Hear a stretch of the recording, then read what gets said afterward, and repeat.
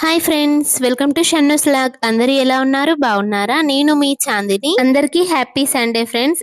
మీకు అందరికీ ఒక వీడియో చూపించాలని నేను షార్ట్ వీడియో అయితే అప్లోడ్ చేస్తున్నాను. మార్నింగే నేను మా హస్బెండ్ అయితే చాయ్ అయితే తాగుతున్నాం. ఇక్కడ పాప బాబు ఇంకా మా హస్బెండ్ ఏం చేస్తున్నారో చూసేయండి ఫ్రెండ్స్. నా హస్బెండ్ ఇంకా మా పాప అయితే కేసీఆర్ ఫ్యాన్స్ కదా.